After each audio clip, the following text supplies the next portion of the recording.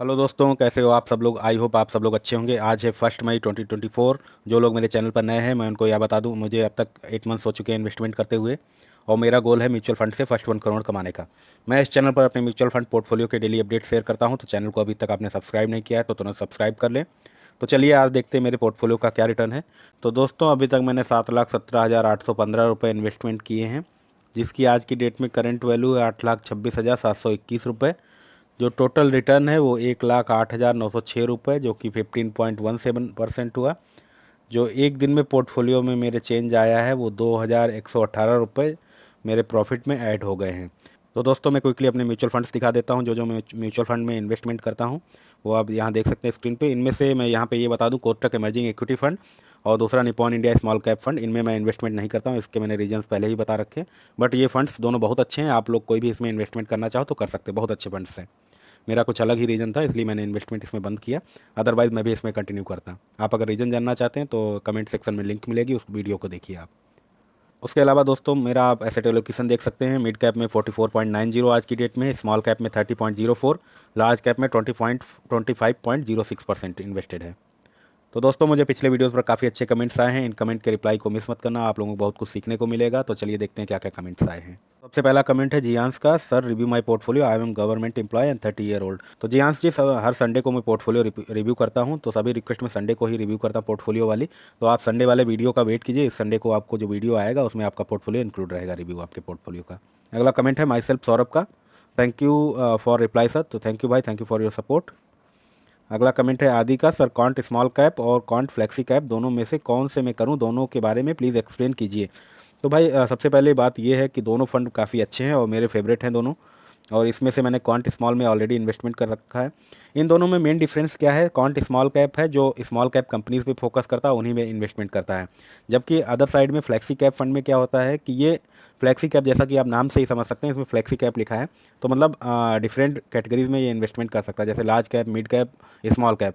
According to market conditions ये अपना जो एलोकेशन है वो बदल भी सकते हैं, जहाँ से ज़्यादा प्रॉफिट इनको मिल सके, ज़्यादा और अच्छे, मतलब जो बैलेंस, एक तरीके से रिस्क और रिटर्न के बीच में बैलेंस बनाया जाता है, उस तरीके से ये आपको रिटर्न देते हैं। रिस्क भी ज़्यादा नहीं लेंगे और रिटर्न भी, मतलब बैलेंस आपका निकलेगा, अच्छा रिटर्न निकलेगा। तो वैसे ही इन्वेस्टमेंट करते हैं। जबकि स्मॉल कैप में वहाँ पे थोड़ा मार्केट वोलाटाइल रहता है। अगर मार्केट में वोलेटिलिटी आती है तो वहाँ पे जो अपने शेयर्स होते हैं उनका बहुत ज़्यादा प्राइस गिर जाता है। तो वहाँ पे थोड़ा बहुत रिस्क है, मतलब रिस्क क्या, इन द सेंस वोलाटाइल रहता है। जो स्मॉल कैप फंड होता है वो कभी बहुत ज़्यादा रिटर्न देगा, कभी मतलब डाउन भी हो जाएगा, but in the long term अच्छा ही रिटर्न देता है स्मॉल कैप। ये सब चीज़ें होती हैं। उसके अलावा मैंने बताया कि इन्वेस्टमेंट अप्रोच इन लोगों का डिफरेंट होता है।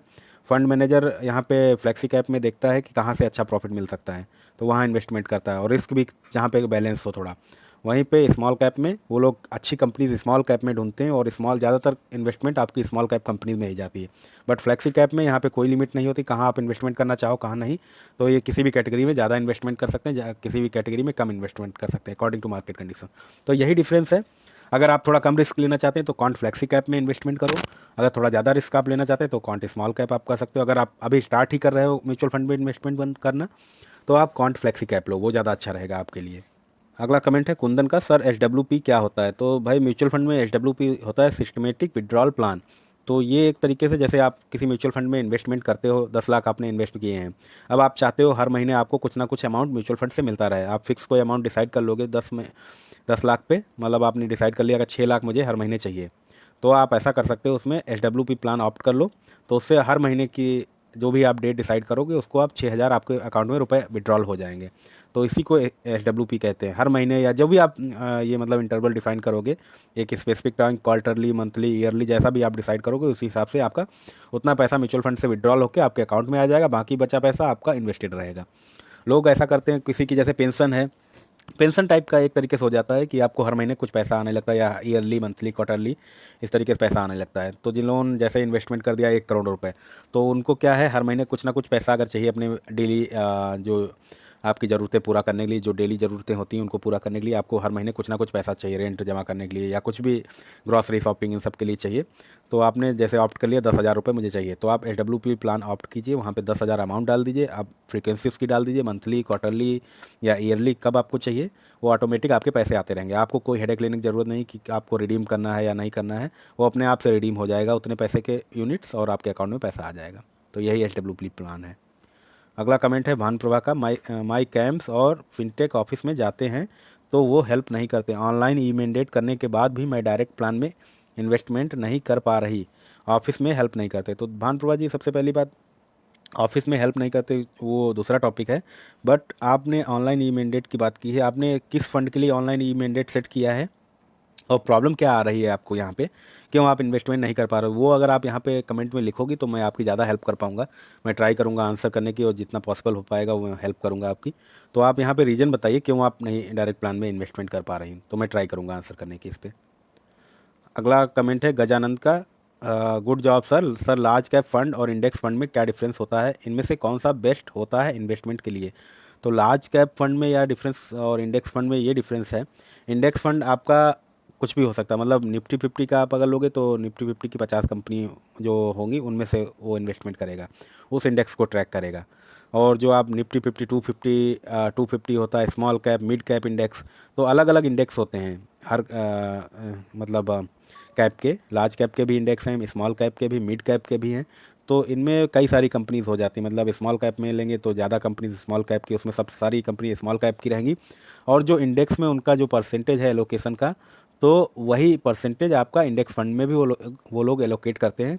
तो जिससे कि इंडेक्स पे जो रिटर्न मिलता है वही इंडेक्स फंड में आप लगभग मिरर उसका मिल जाता है, जितना आपको वहाँ पे मिल रहा है उतने लगभग यहाँ पे इंडेक्स फंड में भी आपको रिटर्न मिलेगा। जो इंडेक्स जैसे जैसे इंडेक्स ऊपर जाएगा आपका रिटर्न भी ऊपर जाएगा, इंडेक्स नीचे आएगा तो आपका रिटर्न भी नीचे आएगा। तो ये इंडेक्स को ट्रैक करते हैं तो इनका return almost equal to index होता है, इसीलिए इनको इंडेक्स फंड बोलते हैं। तो जहाँ तक बात रही लार्ज कैप कंपनीज़ की, तो लार्ज कैप कंपनीज़ वो होती हैं जिनकी market capitalization more than 20,000 crore से ऊपर होती है, तो उन्हीं को लार्ज कैप स्टॉक्स कहते हैं। जैसे टाटा की कई कंपनी हैं जो लार्ज कैप में हैं, TCS है, रिलायंस की है, और कई सारी कंपनीज़ हैं जो लार्ज कैप में हैं। और ये लार्ज कैप कंपनी, इनमें रिटर्न मतलब बैलेंस मिलता है तो उतना ही रिस्क भी नहीं होता है यहाँ पे, मतलब मार्केट बहुत ज़्यादा इधर उधर नहीं होती, कभी कुछ हो गया तो हो गया, as compare to small cap या अदर मिड कैप कंपनीज़। यहाँ पे ज़्यादा मतलब मार्केट में वेरिएशन नहीं आता है, थोड़ा बहुत आता है बट उतना इफेक्ट नहीं पड़ता है। और इनके मतलब इन कंपनीज़ का स्ट्रॉन्ग फाइनेंशियल परफॉर्मेंस रहता है, इनकी हिस्ट्री अच्छी रहती है, वेल रेपुटेटेड कंपनीज़ होती हैं, तो उनको लार्ज कैप कंपनीज़ बोलते हैं। और इनमें आप अगर लार्ज कैप कंपनीज़ में इन्वेस्टमेंट करना चाहते हो तो उसमें भी कर सकते हैं, अदरवाइज़ आप इंडेक्स फंड भी ले सकते हैं। इंडेक्स फंड में भी वो इंडेक्स के हिसाब से ट्रैक करके वो करते हैं। दोनों अच्छे हैं यार, मैं नहीं कहूँगा कि आप इसमें इन्वेस्टमेंट करो, इंडेक्स फंड भी अच्छा है। लार्ज कैप कंपनीज़ में ब्लू चिप कंपनीज करके फ़ंड आते हैं, या लार्ज कैप आप सर्च करोगे तो वहाँ काफ़ी फंड्स मिल जाएंगे। अगर आपको रिस्क कम लेना है तो आप इन दोनों में से किसी में इन्वेस्टमेंट कर सकते हो। और बट इंडेक्स फंड में मतलब index fund Nifty 50 index fund लेंगे तभी आप लार्ज कैप में वो इन्वेस्टमेंट करेगा। अगर आपने किसी दूसरी कैप का, मिड कैप या स्मॉल कैप का लिया तो वहाँ पे रिस्क थोड़ा बढ़ जाएगा इंडेक्स फंड में, तो वो आपको देखना है। आपको रिस्क कम लेना है तो blue chip company, large cap companies में इन्वेस्टमेंट करो, या फिर इंडेक्स फंड लो तो निफ्टी 50 इंडेक्स फंड लो, निफ्टी 50 लार्ज कैप वाला इंडेक्स फंड लो, और अगर निफ्टी 50 स्मॉल कैप या मिड कैप है तो रिस्क आपका ज़्यादा रहेगा। अगला कमेंट है रजत कुमार का, लव योर वीडियोस भैया। तो thank you for your support Rajat ji, thank you, ऐसे अपना प्यार और सपोर्ट दिखाते रहिए चैनल को। अगला कमेंट है रोहन का, फंड रिव्यू करिए। तो रोहन जी, मैं संडे को इसका वीडियो बनाऊंगा, तो संडे वाले वीडियो का आप वेट कीजिए, संडे को आपका वीडियो में पोर्टफोलियो इंक्लूड रहेगा वहाँ पे। अगला कमेंट है गब्बर सिंह का, भाई congrats on your 1 lakh profit. तो thank you for your support Gabbar भाई। और उसके अलावा प्रॉफिट अभी थोड़ा और धीरे धीरे ऊपर बढ़ रहा है, ऐसे बढ़ता रहे प्रॉफिट तो खुशी होती है, नीचे भी जाएगा तब भी इतना कुछ नहीं होता है, मुझे पता है वो लॉन्ग टर्म में अच्छा ही रिटर्न देगा, हमेशा ऊपर ही जाएगा। अभी मतलब शॉर्ट टर्म में 1-2 साल के लिए नीचे भी जा सकता, कोई दिक्कत नहीं है उससे मुझे, but anyways thank you for your comment. अगला है मोहित का, मैंने भी SIP स्टार्ट किया है आपके साथ लास्ट ईयर और ओवरऑल अमाउंट भी सेम है, 1 लाख पर मंथ 2 प्रोफाइल में। तो बहुत अच्छा है मोहित जी, कॉन्ग्रेचुलेसन्स, आपने भी सेम चीज़ स्टार्ट की है और आप बहुत अच्छा प्रॉफिट भी, आई होप आपका प्रॉफिट भी लगभग मेरे बराबर ही होगा या मुझसे ज़्यादा ही होगा, मुझे यही उम्मीद है कि मुझसे ज़्यादा हो आपका प्रॉफिट। तो ऐसे ही आप इन्वेस्टमेंट करते रहिए, हम दोनों लोग साथ साथ इन्वेस्टमेंट करते रहेंगे और अपनी जर्नी आगे बढ़ती रहेगी। सभी मैं अपने सब्सक्राइबर और व्यूवर्स को यही बोलूँगा कि भाई आप लोग भी थोड़ी थोड़ी सेविंग कीजिए, आप लोग 500 से स्टार्ट कीजिए, 500 रुपये हर मंथ सेव कीजिए, वहाँ से भी आप इन्वेस्टमेंट कर सकते हैं। ये नहीं कि आपको 1-2 लाख पर मंथ ही ज़रूरत तभी आप इन्वेस्टमेंट कर सकते हैं। अभी आप थोड़े से स्टार्ट कीजिए, फिर आगे आप बढ़ाते जाइए। तो दोस्तों मैं यहाँ पर एक बात बता दूं कि ये आपके कमेंट्स और मेरे पर्सनल व्यूज़ हैं। आप कोई भी इन्वेस्टमेंट करने से पहले अपने म्यूचुअल फंड एडवाइजर से ज़रूर राय ले लें, उसके बाद ही इन्वेस्टमेंट करें। तो दोस्तों आपका इस चैनल पर बहुत सपोर्ट और प्यार मिल रहा है, ऐसे अपना सपोर्ट और प्यार बनाए रखिए। आप अगर चैनल पर नए हैं तो चैनल को सब्सक्राइब कीजिए, वीडियो को लाइक कीजिए, ज़्यादा से ज़्यादा वीडियोज़ को शेयर कीजिए। आज के लिए इतना ही, बाय बाय, टेक केयर।